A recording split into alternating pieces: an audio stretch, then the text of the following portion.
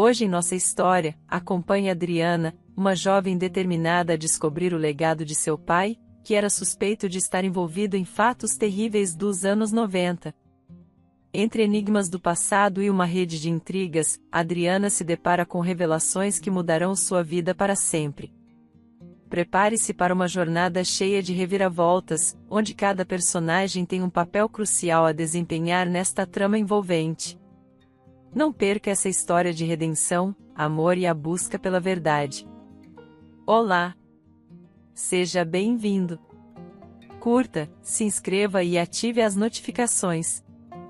Uma freira grávida foi ao banco para receber uma herança. Mas, quando o banqueiro fez a primeira pergunta, ele correu para dentro do cofre. O dia começou como de costume.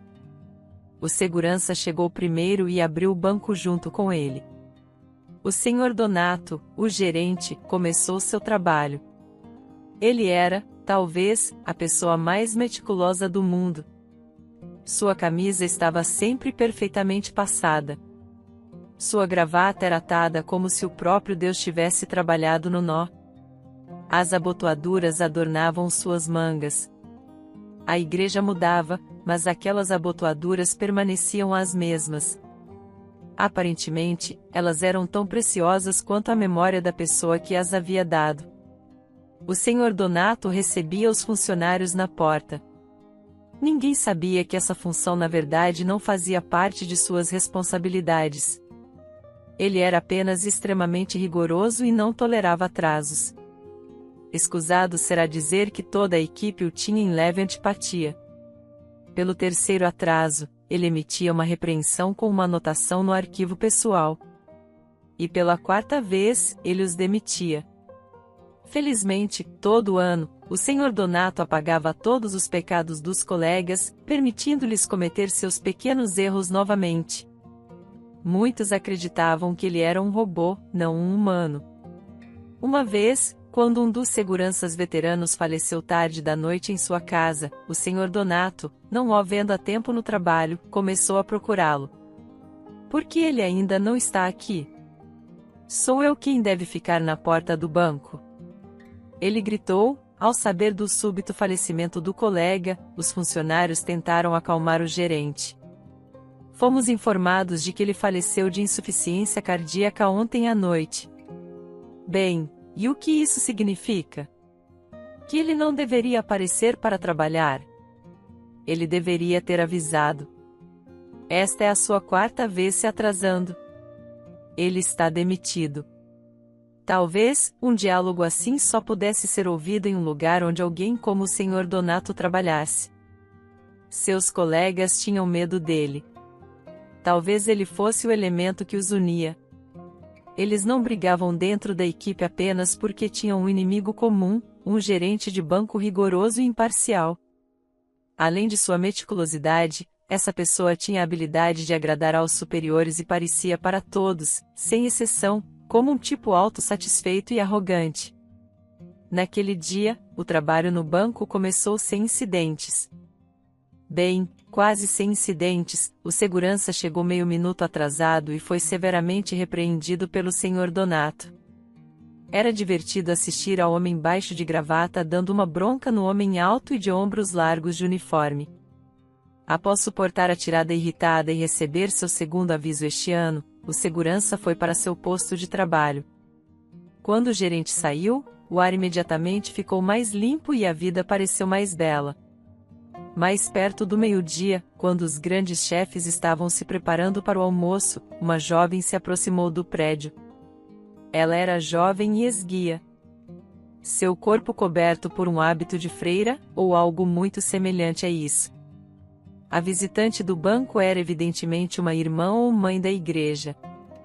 O segurança ficou um pouco surpreso, pois a jovem mulher tinha uma característica marcante em comparação com o ambiente. Ela estava grávida. Sua grande barriga morena sobressaía. Ela parecia estar pelo menos no 7º mês. O segurança arqueou as sobrancelhas em surpresa, e a mulher o olhou calmamente. Sua pele era como porcelana e ela tinha sobrancelhas negras. Ela não se importava com a surpresa que podia ser vista nos olhos do guarda. Bom dia, ela cumprimentou educadamente, mas sem um sorriso. Olá, respondeu o segurança. Meu patrimônio está armazenado neste banco, e eu gostaria de retirá-lo. Você poderia me direcionar à pessoa apropriada? O segurança acenou com a cabeça e conduziu a freira pelo banco. Ela caminhou atrás dele em silêncio, sem olhar ao redor, mas ele viu os rostos surpresos de seus colegas que espiavam de suas estações de trabalho ao verem a mulher de hábito. Senhor Donato, alguém veio vê-lo, disse o segurança constrangido. O gerente olhou rapidamente para a visitante e por um momento a surpresa brilhou em seu olhar. Ele imediatamente se endireitou e acenou para o segurança.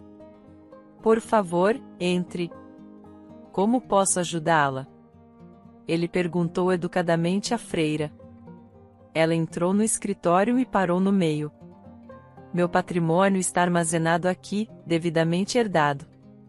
Trouxe os documentos necessários e a chave, disse ela, entregando o pacote de documentos ao gerente. Olhando para eles, o senhor Donato arqueou as sobrancelhas. Agora, ele não conseguia se conter.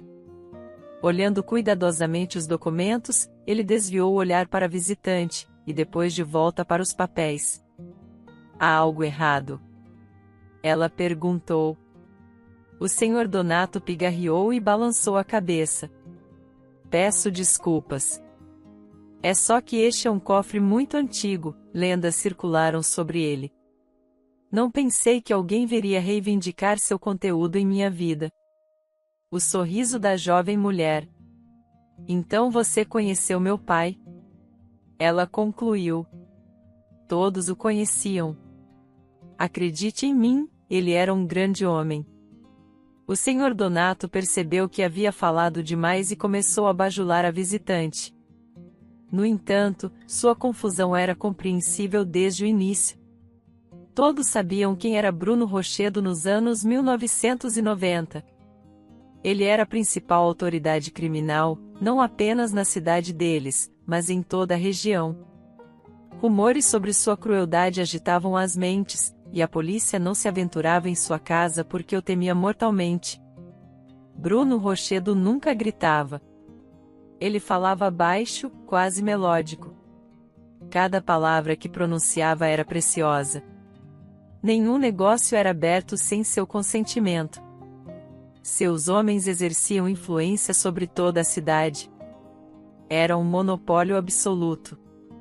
Ele havia matado tantas pessoas. Era aterrorizante até mesmo pensar nisso. Alguns testemunharam pessoalmente como Bruno lidava com a tortura. Sendo um condenado, ele amava esse método, mas às vezes usava armas convencionais também. Diziam que ele introduziu a tendência de cimentar as pernas dos devedores e jogá-los da ponte central em plena luz do dia. Bruno nunca temia que alguém o visse. Ele sabia que ninguém o julgava. Ele mesmo era a lei para todos naquela cidade. A única fraqueza de Bruno era uma mulher. Ele amava sua segunda esposa até a morte. Seu primeiro casamento foi infeliz, e ele teve um enteado dessa união. Ele tomou uma mulher com um filho. No entanto, ela não suportava seu estilo de vida. O sangue constante nos punhos da camisa de seu marido, suas viagens aos bosques com paz.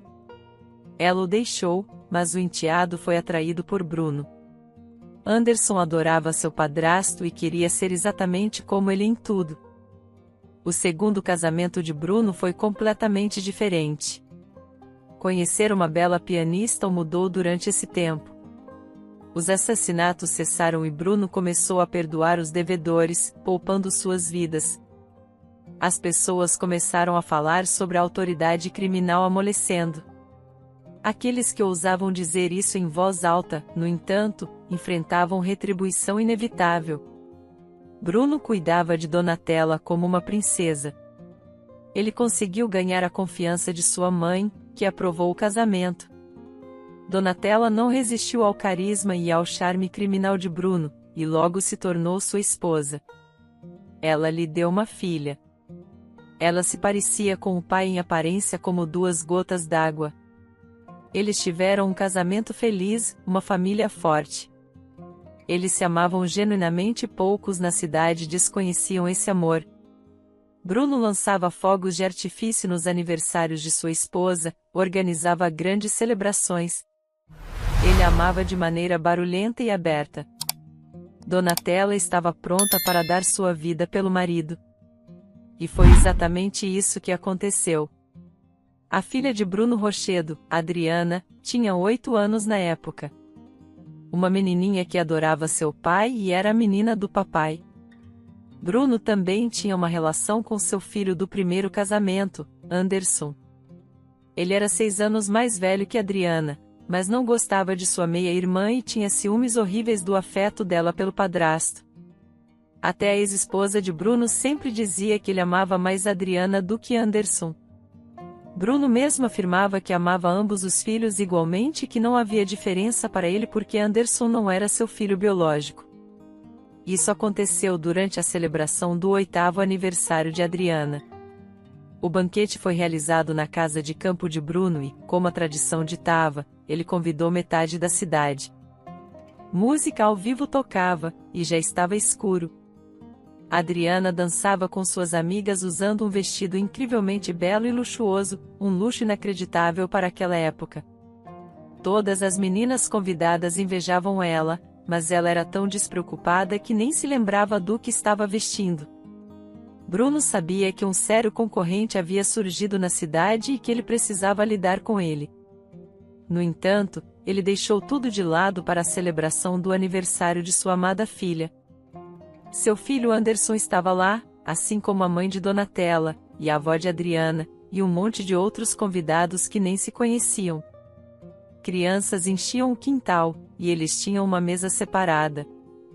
De repente, um carro preto parou nos portões. Adriana se lembrava bem daquele carro. Uma pessoa em um terno preto saiu dele e sacou uma metralhadora. Adriana só conseguiu gritar: "Papai!" No momento seguinte, sua avó a protegeu. Ela estava por perto e reagiu rapidamente. A orquestra silenciou, músicos assustados foram ensurdecidos pelos sons dos tiros. Sua avó conseguiu dizer a Adriana para deitar na grama. Ela mesma também se deitou no chão, mas com 2 balas no estômago. O alvo era a família Rochedo. Donatella estava ao lado de seu marido. Ela foi a primeira a ser atingida, protegendo seu amado homem. Bruno conseguiu sacar uma arma de suas costas e começou a atirar no carro. Tiros vieram de lá em resposta. O tiroteio terminou fatalmente para todos. O concorrente de Bruno foi morto no local. Uma bala o atingiu acidentalmente, mesmo que ele não fosse o que estava atirando. Ele tinha acabado de decidir testemunhar pessoalmente como seu assassino mataria Bruno e todos que ele amava. Donatella morreu instantaneamente. Sua mãe, que protegeu sua neta, também pereceu. Bruno estava consciente quando a ambulância chegou, mas estava gravemente ferido. Minha Donatella morreu. Ele perguntou aos médicos, infelizmente, ela morreu antes de nossa equipe chegar. Meus pêsames, disse o médico. Então, eu irei até ela também. Não me salvem, é claro. O médico não poderia agir dessa forma. Bruno foi levado ao hospital, mas morreu na mesa de operações, exatamente como queria, seguindo sua amada. Anderson e sua mãe não foram feridos. Eles foram os que herdaram quase todo o patrimônio de Bruno. Ao ver a morte brutal de seu pai, Anderson jurou que, quando crescesse, mataria todos os envolvidos. Amigos e parentes daqueles que atiraram em Bruno naquele dia. Adriana, por outro lado, acabou em um orfanato. Não havia mais ninguém que quisesse acolher a menina. Mas a pior parte era que a menina sofreu um trauma psicológico intenso naquele dia. Toda a sua família desapareceu diante de seus olhos. Circulavam rumores de que o que a ex-esposa de Bruno herdou era apenas uma pequena parte, e sua filha, Adriana, recebeu muito mais quando atingiu a maioridade. Foi elaborado para ela um testamento contendo muitos itens de luxo, propriedades e metais preciosos. No entanto, Adriana, assombrada pelo passado desde jovem, buscou consolo na igreja. Ela começou a estudar economia, mas percebeu no último ano que essa não era sua vocação e desistiu a um passo de obter seu diploma. Alguns diziam que ela era louca, enquanto outros acreditavam que sofria de melancolia. Ela era uma pessoa extremamente introvertida, nunca discutindo o que havia acontecido com ninguém. Muitos jornalistas tentaram entrevistá-la, mas Adriana simplesmente permanecia em silêncio, e agora, após todos esses anos, ela entrou no banco e solicitou abrir o cofre do famoso Bruno Rochedo. Para surpresa da cidade, o pai de Adriana não era uma autoridade criminal e assassino. Muitos o lembravam como um talentoso jogador de futebol. Outros o conheciam como um homem que ajudava asilos. O principal asilo da cidade foi construído com seus fundos. Permanece o melhor da região até hoje. Bruno amava profundamente sua avó, que o criou sozinha, e em sua memória, ele construiu um lar para idosos. Aqui está. Isso é seu, disse o senhor Donato com um sorriso. Adriana pegou calmamente a caixa de suas mãos, cheia de ouro e joias valiosas. Não havia traço de ganância em seu olhar. Obrigada, ela disse docilmente. Andar pela cidade com isso pode ser perigoso. Gostaria que nosso segurança a acompanhasse até seu destino? O gerente ofereceu, seus olhos brilhando. Adriana balançou a cabeça e respondeu, não, obrigada. Não há necessidade. Ela estava prestes a sair, mas a pergunta de Donato a deteve na porta. E o que você planeja fazer com tamanha riqueza, se não for segredo? Seu pai era conhecido por sua generosidade para com os idosos. Você deve estar planejando fazer uma doação. Adriana sorriu. Sim. Gasto na reforma da igreja onde vivi. Eles me acolheram em um momento difícil. E graças a isso, conheci o homem que amo, meu marido. Quero renová-la e restaurá-la para ser a melhor da região. Donato acenou respeitosamente, elogiando-a. Assim que Adriana saiu, ele se aproximou de seu segurança e instruiu a segui-la discretamente. Adriana entrou em seu carro e partiu. Alguém havia trazido até lá e estava esperando do outro lado da rua. O guarda rapidamente pulou para o carro do gerente e o seguiu. Enquanto isso, o Sr. Donato discava o número de Anderson Rochedo. Sr. Anderson, sua irmã visitou nosso banco hoje. Sim, ela retirou o conteúdo do cofre. Não se preocupe, meu homem vai ficar de olho nela. Eu ofereci um escolta, mas ela recusou. Logo terei o endereço dela. Sim, ela mencionou que pretende consertar alguma igreja. Você estava certo.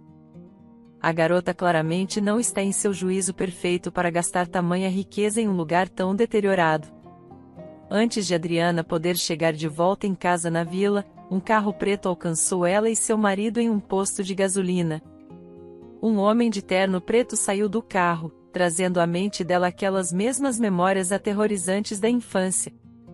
Ela congelou de medo. O homem se aproximou dela, apontou uma arma para seu abdômen e gritou, entregue tudo rapidamente. Mova-se. O marido de Adriana, D'Artagnan, estava acertando o pagamento com o caixa. Ele não notou imediatamente o assaltante no meio do barulho dos carros passando. Quando notou, Adriana já havia entregado tudo e estava segurando as lágrimas de medo e pânico. O homem de terno rapidamente pulou em seu carro. D'Artagnan correu até Adriana, perguntando, você está bem? Eles te machucaram?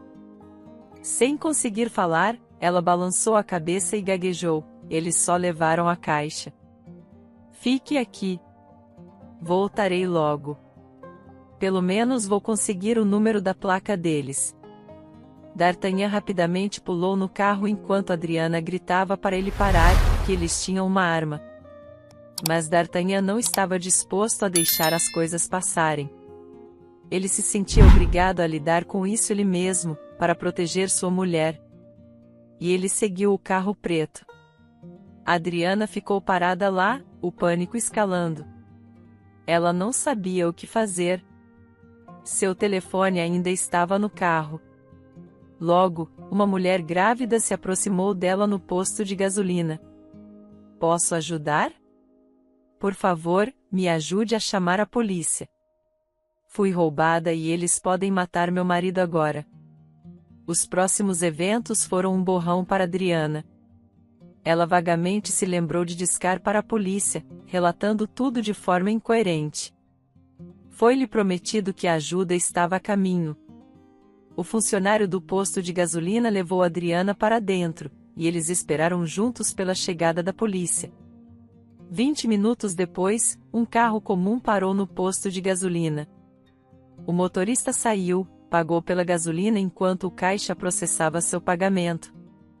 Ele começou a falar sobre um grave acidente não muito longe dali. O que aconteceu lá? A mulher perguntou. Um cara em um carro branco foi morto. Praticamente nada restou do carro. Meu amigo ligou e me disse que houve tiros envolvidos. Pobre cara. É difícil dizer se ele foi baleado ou morreu no acidente. Ao ouvir a conversa, Adriana perdeu a consciência. Começou uma comoção.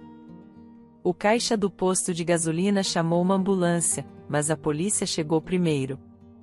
Eles confirmaram que o marido de Adriana havia morrido no acidente. Depois disso, a bolsa de Adriana estourou e o trabalho de parto começou. O dia foi um borrão, e a memória disso era terrível demais para recordar. 14 dias depois, Adriana jazia em um quarto de hospital com seus bebês. Parecia que o pior havia passado. Dar à luz em um estado emocional tão frágil foi um desafio para Adriana. Considerando que foi uma gravidez múltipla e a primeira dela, os médicos optaram por uma cesariana. Eles nem haviam terminado a papelada. Eles precisavam salvar a vida dela. Ela continuava perdendo a consciência por causa do choque, da dor, e chorava incessantemente. Adriana Rochedo passou por uma cesariana, e ela e seus bebês foram imediatamente levados para a unidade de terapia intensiva. A gestação foi bastante curta, 7 meses. Claro, gêmeos muitas vezes nascem prematuramente, mas isso foi inesperadamente cedo. Os bebês vieram ao mundo abaixo do peso e frágeis, mas notavelmente resilientes. Eles rapidamente aprenderam a se alimentar sozinhos. E no 14º dia, o médico deu alta a Adriana. Ela não conseguiu ir ao funeral do marido. Todo o vilarejo se despediu dele. Todos sabiam que ele era um homem bom que ajudou muitos. Ninguém tinha uma palavra ruim para dizer sobre ele. Ele era crente, e o próprio padre pagou a maior parte das despesas do funeral e realizou todos os rituais necessários. Adriana chorou muito. E quando chegou em casa, o padre veio visitá-la. Ele uma vez acolheu, ajudou-a a superar os pesadelos. Adriana trabalhou na igreja por vários anos, ajudando em várias tarefas. Depois, conheceu um homem, casou-se e engravidou. Ela continuou frequentando a igreja e recebendo um salário. Mas, no 4º mês de gravidez, o padre aconselhou-a a ficar em casa para cuidar dos filhos. Gêmeos colocaram uma pressão extra sobre ela. Adriana, você enfrentou grande tristeza, mas também grande alegria. Você perdeu seu marido, mas o Senhor a abençoou com 2 filhos. Como eles se parecem com D'Artagnan. O padre ouviu a confissão de Adriana, e ela recebeu o sacramento na igreja. Pessoas bondosas a ajudaram com as crianças, dando-lhe pilhas de roupas de bebê. Seus bebês não precisavam de nada. 3 anos se passaram. Adriana estava com seus filhos na clínica local. Gareth estava bem. O médico disse que ele herdou toda a boa saúde. No entanto, Horácio estava doente. Ele nasceu menor que seu irmão e adoecia mais frequentemente. Agora ele precisava de cirurgia. Não era particularmente cara, mas Adriana não tinha como juntar tanto dinheiro. Ela havia parado de trabalhar na igreja, imergindo-se na maternidade. Seus bebês nasceram muito frágeis e requeriam cuidado constante. Os primeiros 2 anos foram incrivelmente difíceis, mas as coisas ficaram um pouco mais fáceis depois. Eles começaram a andar sozinhos e podiam comunicar quando algo doía. Adriana parou de usar o hábito que uma vez lhe deu conforto e paz. Ela não aspirava mais à fé e parou de frequentar a igreja. O padre frequentemente perguntava sobre isso, mas Adriana simplesmente balançava a cabeça. Ela não se sentia mais atraída por isso. Na verdade, ela entendia o motivo. Adriana guardava ressentimento para com o Todo-Poderoso, não compreendendo por que ele havia tratado ela e seus filhos dessa maneira. Ela ainda orava, mas não estava pronta para dedicar sua vida a Deus. Adriana havia se acostumado a usar vestidos longos e saias. Esse hábito permaneceu com ela, mas ela não cobria mais a cabeça. Agora todos podiam ver seus longos e espessos cabelos castanhos. Ela era uma beleza natural. Não precisava de maquiagem. Muitos homens da vila a encaravam. Até os casados. Embora Adriana tivesse removido o luto pelo marido, ela não conseguia se imaginar com mais ninguém. Agora ela estava diante de uma tarefa desagradável. Ela tinha que visitar uma pessoa que não via há muitos anos. Ela sabia que Anderson Rochedo nunca gostou dela desde a infância. Ele a considerava louca e nunca interagiu. Adriana não teve o número de telefone dele todos esses anos, mas lembrava onde ele morava. Era a mesma casa onde ela nasceu e foi criada. E no quintal da qual eles uma vez celebraram seu aniversário. Adriana deixou seus filhos com uma avó vizinha. Ela ficou feliz em cuidar deles, ajudando a jovem viúva. Adriana chegou à cidade em 4 horas. Teria sido mais rápido de carro, mas agora ela precisava de dinheiro para a cirurgia. Então, ela economizava em tudo. Chegando à grande casa de campo, Adriana ficou surpresa. Ela viu o mesmo portão de ferro onde tudo havia acontecido. Imagens do passado ressurgiram em sua memória, passando diante de seus olhos, mesmo que mais de 20 anos tivessem se passado. O pensamento de Horácio, que precisava de cirurgia, acalmou seu pânico. Adriana respirou fundo algumas vezes e entrou pelos portões. Ela tocou a campainha e, pouco depois, Anderson apareceu na porta. Ele a reconheceu. Era evidente em seus olhos. Não pensei que te veria novamente. Anderson, você vai me deixar entrar? Precisamos conversar.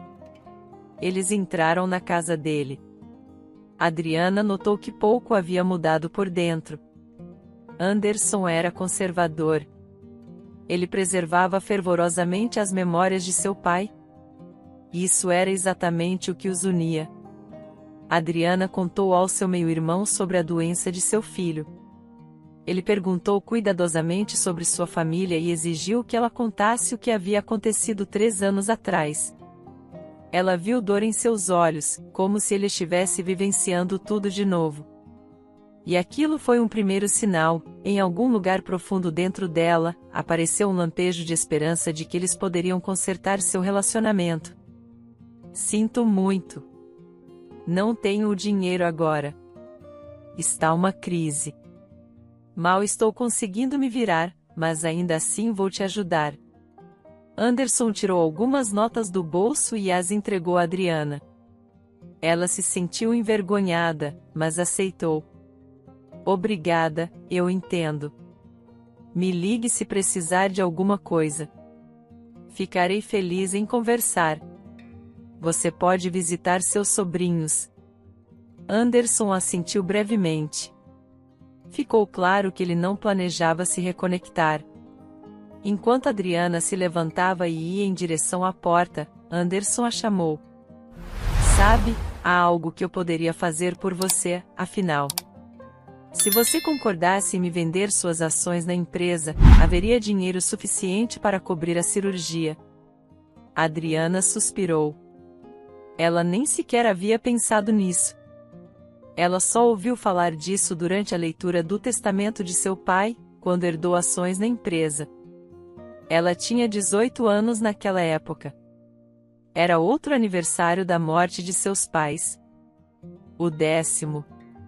Bruno, o advogado da família, veio até ela e entregou vários documentos valiosos, uma conta bancária e as chaves do cofre que, no fim das contas, levaram à queda de seu marido.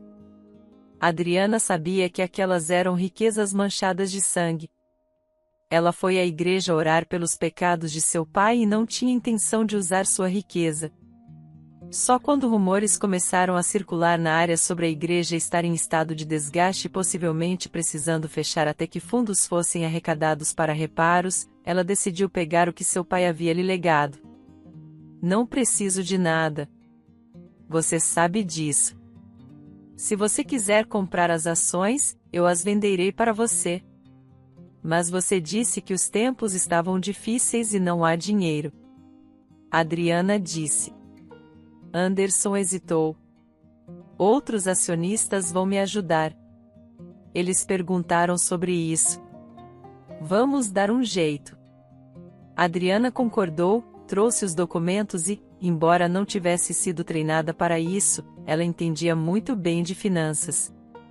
Por algum tempo, ela havia lidado com elas na igreja, auxiliando o padre com a contabilidade.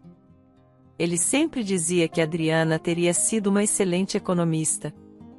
Quando ela foi até Anderson, entregou-lhe os papéis, e ele já havia preparado o contrato de transferência das ações.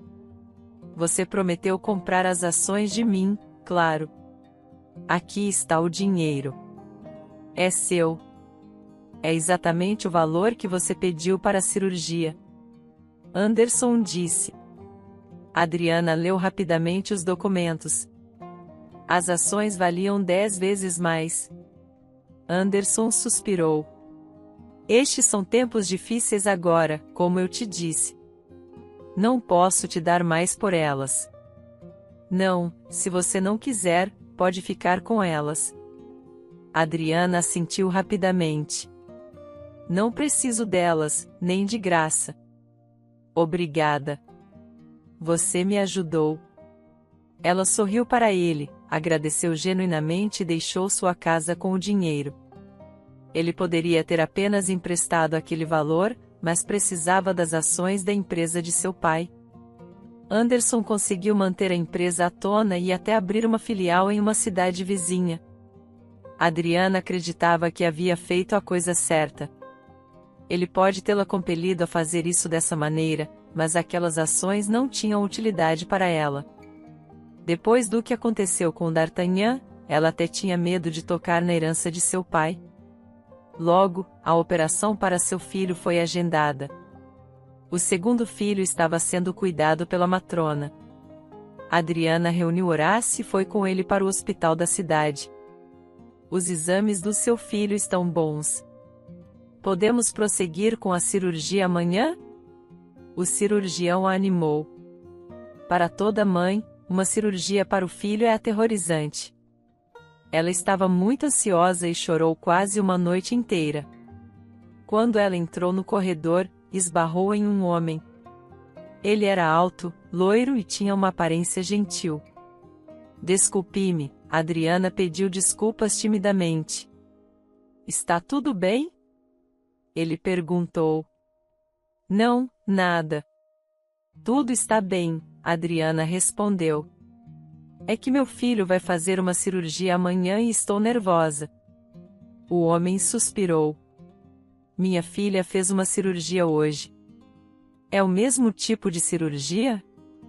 Eu ouvi uma conversa com o anestesista Mais tarde, à noite, o médico se aproximou de Adriana enquanto todos os outros médicos a tranquilizavam de que tudo ficaria bem e a cirurgia levaria apenas meia hora.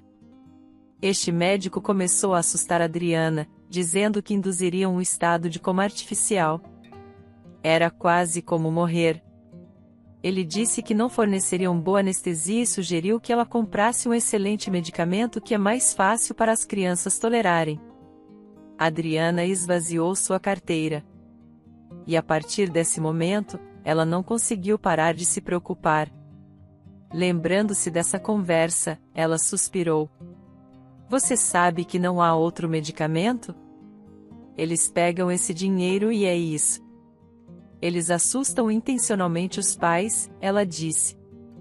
Você não pagou? Ela perguntou. Eu paguei. Mas depois uma enfermeira me disse, ele respondeu. Mas isso é terrível. Por que eles fazem isso? Não consigo me acalmar agora. O homem sugeriu, a cafeteria não fecha à noite. Vamos tomar um chá. Eu tenho alguns com melissa. Ele mostrou uma caixa com sachês de chá e sorriu. Adriana assentiu. Ela olhou para o quarto para ter certeza de que Horácio estava dormindo tranquilamente e seguiu o estranho. A cafeteria estava quieta, estéril e vazia durante o dia. Sempre tinha alguém por perto, mas à noite havia uma atmosfera diferente. Meu nome é Adamastor. O homem se apresentou. Adriana. Prazer em conhecer você.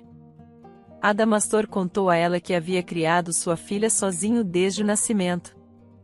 Sua esposa não sobreviveu ao parto. Ela teve muitas doenças. Teve pneumonia durante a gravidez, e a filha deles mal sobreviveu. Adamastor trabalhava no serviço de ambulância, mas apenas no turno do dia. Sua família estava em algum lugar nos arredores do país, incrivelmente longe. E não havia ninguém para ajudar com a criança. No entanto, eles conseguiram juntar dinheiro para o tratamento da filha.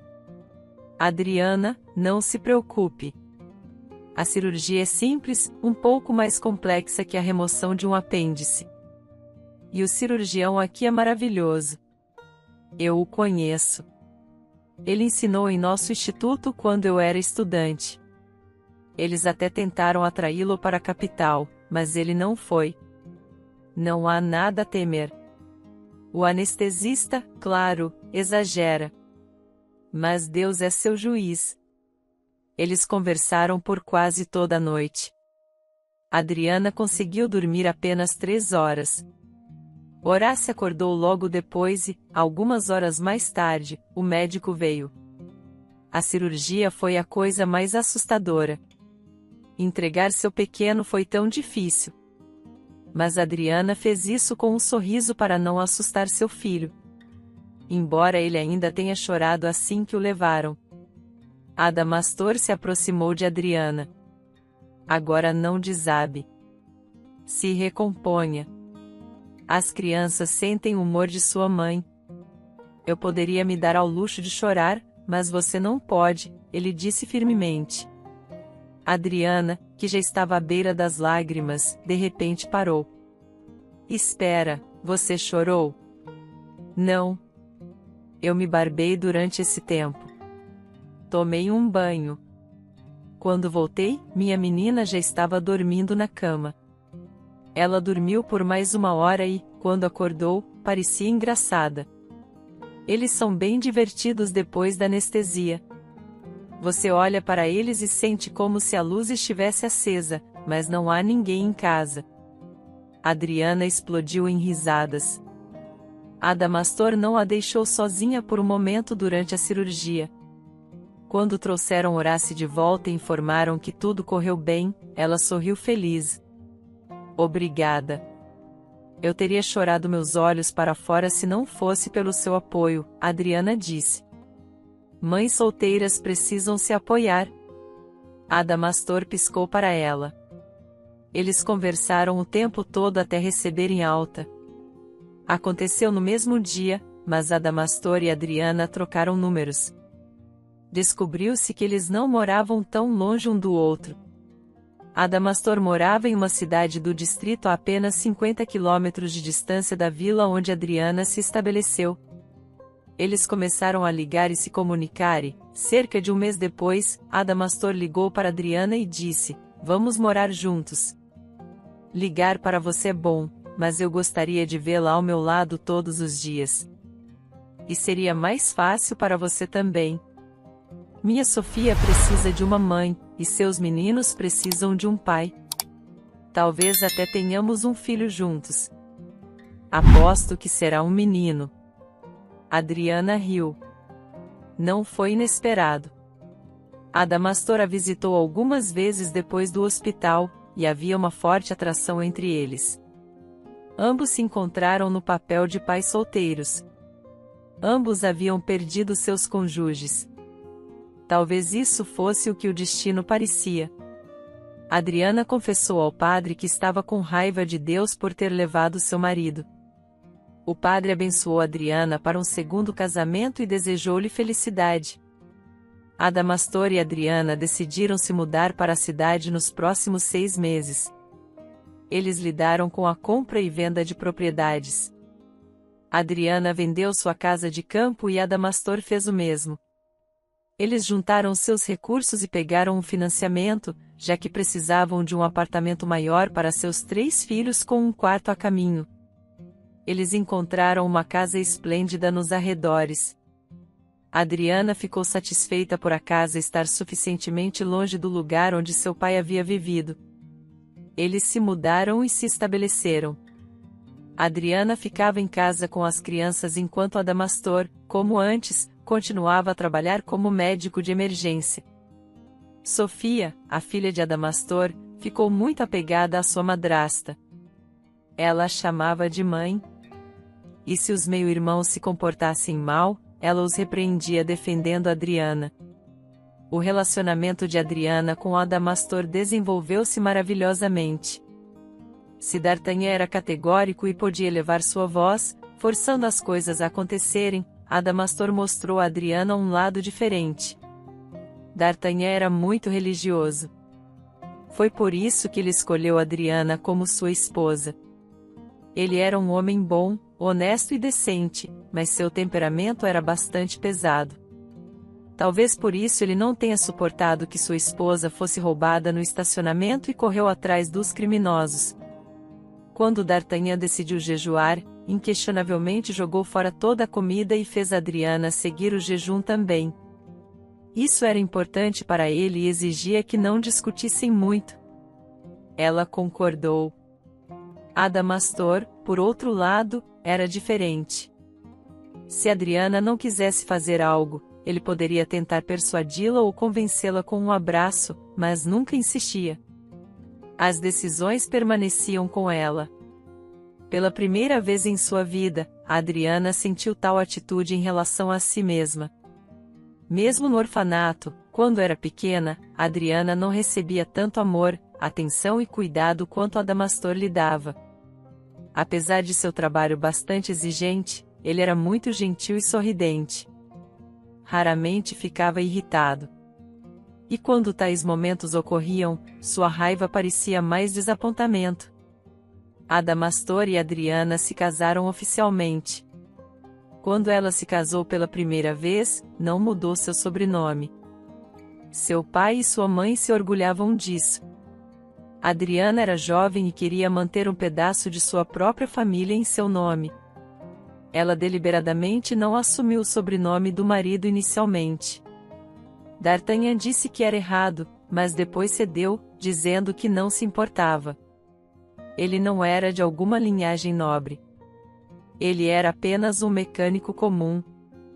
Adamastor também não insistiu na mudança do sobrenome, mas Adriana decidiu assumir o sobrenome dele. Um dia, Adamastor chegou em casa do trabalho em silêncio. Adriana o abraçou habitualmente e beijou sua bochecha não barbeada, ficando na ponta dos pés.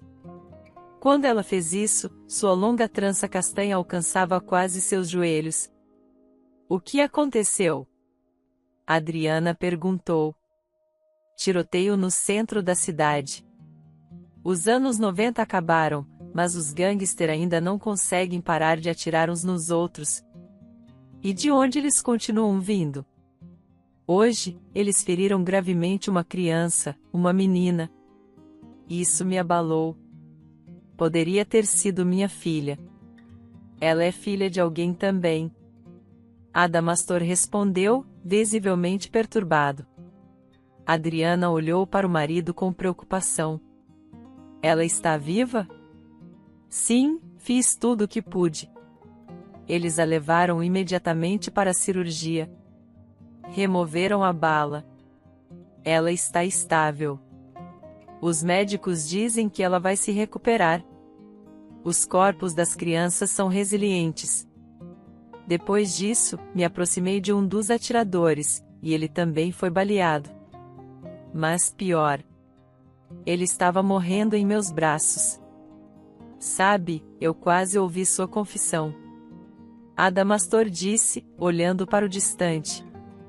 Ele começou a me dizer que era sua culpa uma pessoa ter morrido.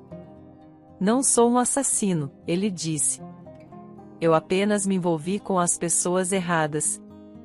Por causa dele, outra pessoa morreu. Ele se envolveu em um acidente. Atiraram nos pneus dele e ele bateu em um poste em alta velocidade. Eles roubaram algo. Ele disse que apontou uma arma para a barriga grávida da esposa, pegou o ouro dela, e o marido dela os perseguiu e morreu. Ele confessou e morreu. Eu não pude fazer nada. Adriana ouviu com o coração pesado, sem saber como consolar o marido diante de tal experiência dolorosa. Adriana empalideceu. Ela preparou o jantar para o marido, jogou roupas na máquina de lavar, fez sanduíches doces para as crianças. Mas não havia dito uma palavra desde aquele momento. Mais tarde, Adamastor a procurou quando as crianças já estavam adormecendo em seu quarto, assistindo desenhos animados. Eu te assustei com minha história? Me desculpe. Não se preocupe. Tiroteios como o de hoje são raridade. Eles prenderam 22 e morreram. A menina se machucou, mas tudo vai ficar bem. Vem aqui, ele disse, puxando-a para um abraço. Ele abraçou e Adriana suspirou, olhando nos olhos do marido. Eu não te contei sobre meus pais, e espero que você me perdoe por ter mantido isso escondido. Adamastor franziu a testa. Você disse que era órfã e mal se lembrava dos seus pais. Sim, eu era capaz. Meu pai e minha mãe foram baleados em nosso quintal. Estou viva porque minha avó me protegeu com seu corpo. Os olhos de Adamastor se arregalaram e ele deu um passo para trás. Você é filha de Bruno Rochedo? Sim. Adriana assentiu. Me desculpe por esconder isso. Não há muito do que se orgulhar. Meu pai era um gangster e um assassino. Mas o pior é que eu ainda o amo. Eu o amava naquela época, e até entendo agora o que ele fez. Adamastor abraçou Adriana tão apertado que ela mal conseguia respirar. Todo mundo conhecia seu pai. Eu não poderia imaginar que você era parente dele. Nunca, nem em 1 milhão de anos. Você trabalhava na igreja, e eu ouvi dizer que sua filha estava em uma clínica psiquiátrica no Altai. Adriana deu de ombros. Eu estive lá. O que aconteceu comigo me transformou em um nisso que sou. Tenho tantas fobias e medos. Fui à igreja para absolver os pecados do meu pai. Depois, conheci D'Artagnan e comecei a viver como todo mundo. Mas tive essa ideia de ajudar a reparar a igreja para que não fechasse. No final, D'Artagnan morreu. Adamastor assegurou firmemente e sussurrou. Você não precisa carregar tudo isso sozinha. Enfrentaremos tudo juntos. E nesse momento, Adriana sentiu um calor e compreensão que nunca havia experimentado antes.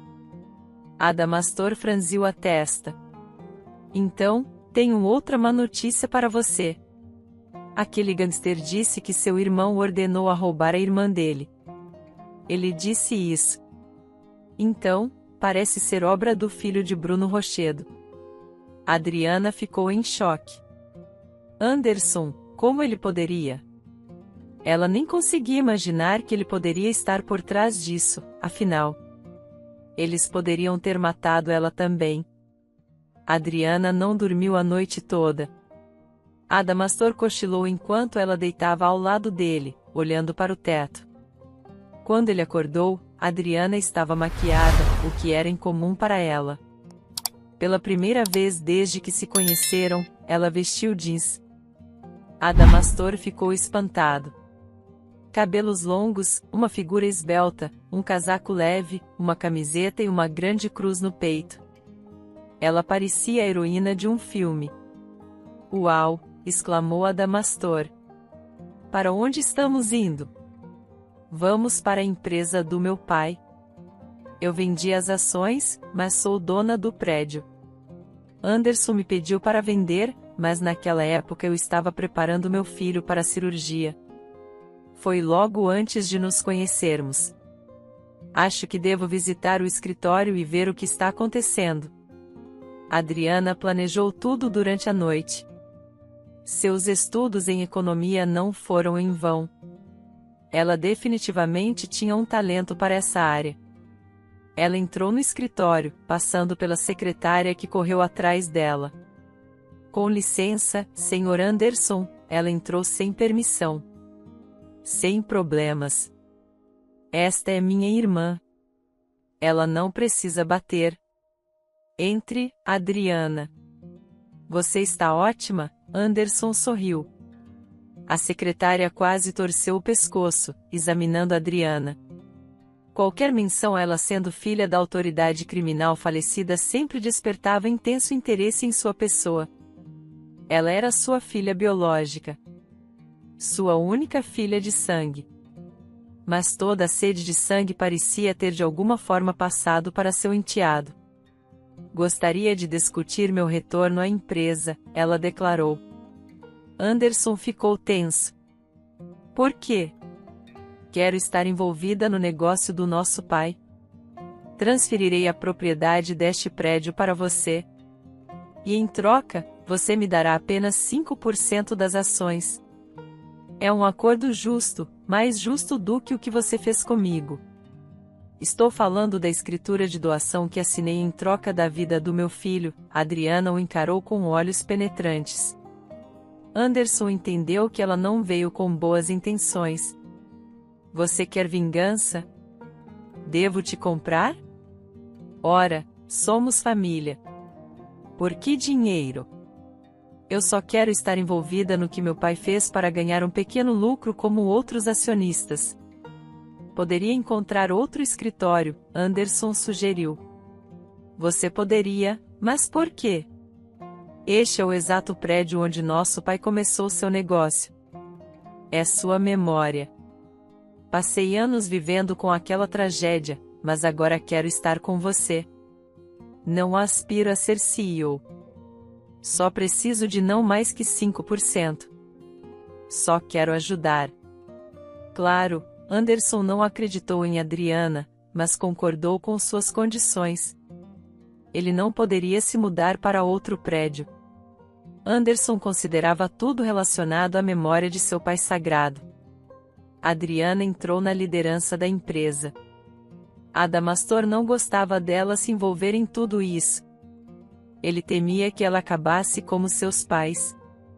Mas ela não tinha medo. A vingança a consumia. "Deixe-o ser. Que Deus seja seu juiz", Adamastor implorou. "Já estou na empresa. Tenho acesso aos seus papéis. Logo, vou superar o diretor financeiro e ver os verdadeiros papéis." Adamastor nunca havia visto Adriana como uma empresária, mas ela se tornou uma. Ela começou a se vestir mais elegantemente e a ganhar bom dinheiro. 6 meses se passaram. O diretor financeiro foi demitido desonrosamente. Adriana encontrou uma pilha de documentos que mostravam que ele estava desviando dinheiro da empresa. Ela nem precisou incriminá-lo. Tudo o que tinha a fazer era vasculhar minuciosamente sua mesa e encontrar os documentos necessários. Ela os mostrou a Anderson. E no dia seguinte, o diretor financeiro desapareceu. Adriana ficou assustada com isso. O que aconteceria com ela quando Anderson percebesse que ela não estava lá para administrar o negócio do pai? Adriana assumiu como diretora financeira em meio ano. Ela conseguiu ganhar a confiança de Anderson e se tornar sua parceira de negócios. Anderson viu traços de seu amado pai nela e se aproximou dela. Para ele, Adriana se tornou um desses objetos sagrados que ele associava a Bruno.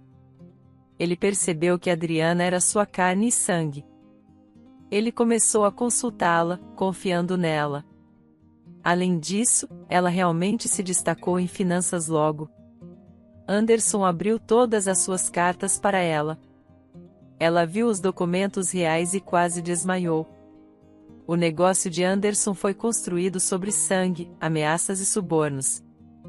A empresa não fazia nada útil. Apenas ajudava seu irmão a ficar mais rico e fornecia empregos para indivíduos igualmente inescrupulosos. Adriana nunca esperou tal duplicidade de si mesma. Era como se o espírito de seu pai tivesse despertado dentro dela. Ela mentiu para Anderson, olhando-o diretamente nos olhos. Se um padre a visse, pensaria que o diabo havia possuído Adriana. Ela compilou uma pasta massiva de informações comprometedoras sobre Anderson. Mas antes de usá-la, ela visitou os túmulos de seus pais. Adriana realmente fez isso, pois seus sentimentos estavam misturados. Ela viveu toda a sua vida em um estado de conflito interno, amando e odiando simultaneamente seu pai. Se ele não tivesse sido um monstro sedento por sangue, mas tivesse vivido como todos os outros, tudo teria sido diferente. Mesmo casar com sua mãe e seu nascimento não desviaram Bruno do caminho sangrento. Adriana chegou ao túmulo e desabafou tudo o que a estava incomodando para o massivo monumento com sua fotografia. Ela contou como Anderson a tratou e a seu primeiro marido. Como seus apelos ficaram sem resposta e como ele havia tomado enganosamente todas as ações da empresa. Me deseje sorte, pai, ela disse. Ela colocou 2 rosas vermelhas em seu túmulo e partiu, sem notar o grande pássaro preto que imediatamente pousou no monumento, observando-o a partir. No dia seguinte, Adriana foi até o investigador aposentado que tentou por anos colocá-la na prisão. Ela tinha ouvido falar dele e tinha medo de simplesmente entrar na delegacia, pois Anderson poderia ter comprado todos lá ou os ameaçado. Eu trouxe o que você tem sonhado, ela disse. Adriana estava usando uma jaqueta de couro e calças justas. Seu cabelo estava preso em um rabo de cavalo alto, estendendo-se até a cintura. E o que eu tenho sonhado? Perguntou o homem de cabelos grisalhos. Adriana não o encontrou em casa. Ele estava pescando. Ela o viu perto do lago. O local mencionado por seu vizinho no corredor. O investigador aposentado estava vestido de camuflagem e o sol brilhante de setembro estava quente. Se você continuasse se movendo, mas os pescadores experientes sempre se vestiam mais quentes para a pesca, já que iam ficar parados por horas olhando para a boia. Ele pegou a pasta da mão de Adriana e sua expressão mudou. Quem é você? Ele perguntou primeiro. Eu sou Adriana Rochedo. Filha de Bruno e irmã de Anderson. Seu enteado. Você provavelmente sabe que meu irmão continua suas ilegalidades até hoje. O investigador balançou a cabeça. É bom que você tenha tido o bom senso de vir até mim. Se você tivesse levado isso à nossa polícia local, você estaria morta agora. Seu irmão é ainda pior que seu falecido pai. Mas por que você quer isso? Por que arriscar? O homem se perguntou. Eu não sou como meu pai era, sim. Ele não era o mesmo que todos o conheciam. Eu vi uma pessoa cuidadosa e amorosa nele. Meus pais se amavam profundamente. mas eu quero que você coloque Anderson atrás das grades, de uma maneira que ele não possa alcançar minha família. Eu entendo que você só pode abordar isso através da capital. Todos aqui estão sob o domínio de Anderson. Ele herdou esse controle do seu pai. Não se preocupe, serei cautelosa. Mas você precisa entender que está correndo um grande risco. O investigador entrou em contato com a divisão principal na capital, onde tinha um velho amigo e camarada. Uma pessoa que ele havia salvo uma vez. Este amigo estava mais do que feliz em retribuir o favor e envolveu não apenas os melhores e mais confiáveis indivíduos, mas também autoridades e divisões de alto escalão.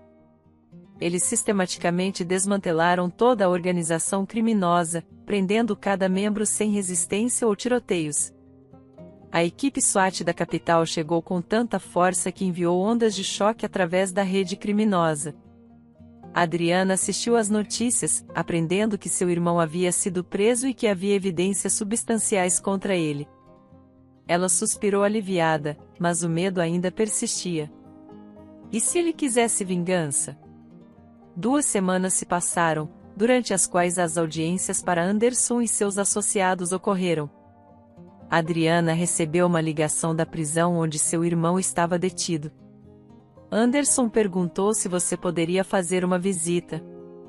Você conseguirá? Adriana estava assustada. Ela concordou em ir, mas não mencionou isso ao marido. Ela sabia que ele nunca permitiria. Apesar dos riscos, ela sentiu-se compelida a ir. Ao entrar na cela, ela percebeu que essa não era uma visita comum.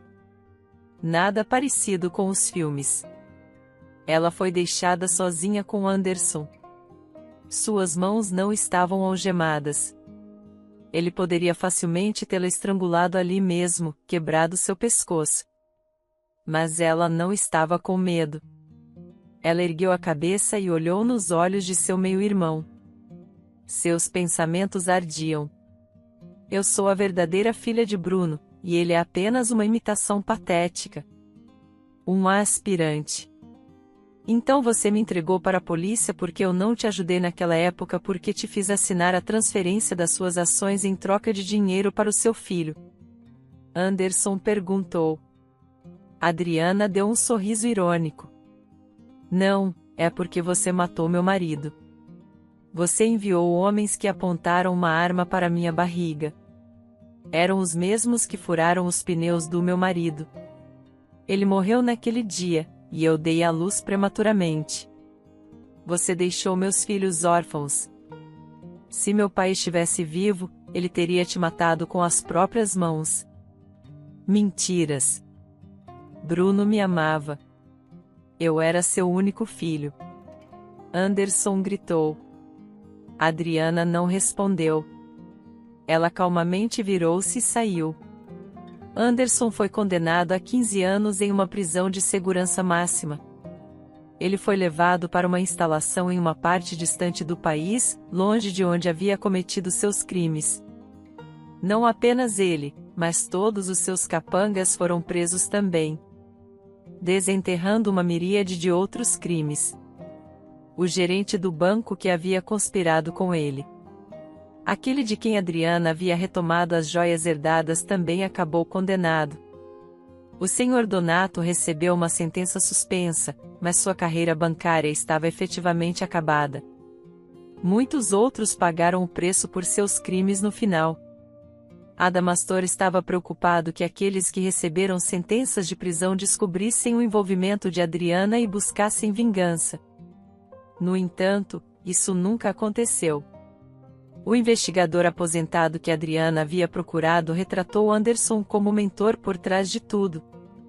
Até os meios de comunicação vazaram informações sugerindo que Anderson havia sido pego em um grande caso, supostamente orquestrado por seus concorrentes e numa tentativa de reduzir sua sentença. Anderson entregou informações sobre seus cúmplices, que por sua vez implicaram outros. Claro, ele poderia ter gritado que sua irmã o havia incriminado, mas quem acreditaria nele? Os culpados sempre jogam a culpa nos outros. Adriana vendeu a empresa para Anderson, tornando-se a proprietária e líder como a legítima herdeira dos fundadores. Ela fechou a empresa e a vendeu, com os lucros. Adriana restaurou a igreja que uma vez havia sido seu refúgio.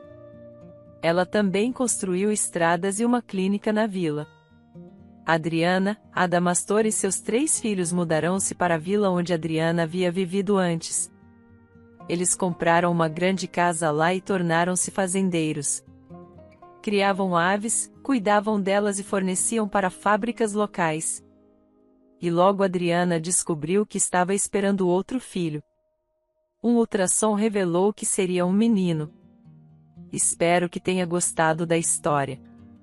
Curta, comente e compartilhe. Obrigado por assistir.